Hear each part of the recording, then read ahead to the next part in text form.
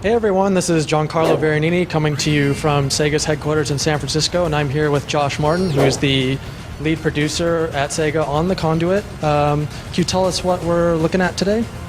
Today we're holding our multiplayer event, and we're finally giving you guys the opportunity to sit down with everything the Conduit has to offer of multiplayer.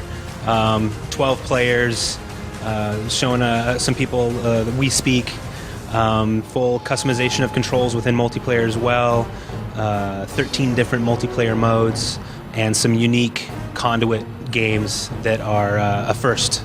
So we had a chance to try out just the all-out deathmatch mode, which is a lot of fun. Can you talk about some of the other multiplayer modes that are available?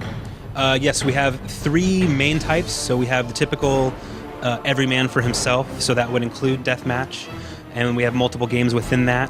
We have Team Reaper, which is essentially a team deathmatch, and those are all games based with teams, but the objective is essentially to kill the other player with different small objectives. And then there's Team Objective, which is another set of matches that are more objective-based, such as Capture the Flag, where you're not just working to try to get the other players, but you have some other objective you're trying to achieve beyond just killing the other players. And overall, we have 13 different multiplayer modes. So let's talk a little bit about what you see when you're launching a multiplayer game. Obviously, there's certain things that people can do. They can vote on different match types, but there's some other stuff involved as well, sort of like a ranking system? Yes, the game keeps track of experience. So as you play the game, and depending on how well you do in each match, you're going to continue to accrue experience. That experience will accumulate, and as you rank up the different levels of ranking, you have a little icon that continues to change, and so everybody you play against can see where you're at rank-wise, and you can kind of just show off to your friends, hey, I'm top rank, that type of a thing. And that system will last for a while. The ranking system goes quite high, so it'll take quite some time to be number one. And let's talk a little bit about the maps. We saw a few different maps here. Are these based on levels in the single-player campaign, or are these kind of constructed specifically for multiplayer? Well, the maps themselves were constructed specifically for multiplayer. Some of them may use themes from within the game, so you may have noticed some stuff in these multiplayer maps that you haven't necessarily seen yet in single player. So you know, we haven't really shown everything that the Conduit has to offer yet in single player.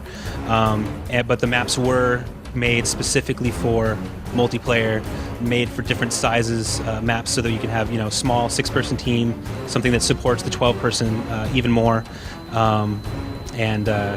yeah. So as with any Wii game, people are always curious how friend codes are going to be handled. Can you tell us a little bit about how friend codes are going to operate on the Conduit? Yes, well, first off, you don't need friend codes to be able to play multiplayer. You have an option to play regional, play worldwide, or create private matches, which then would use your friend codes.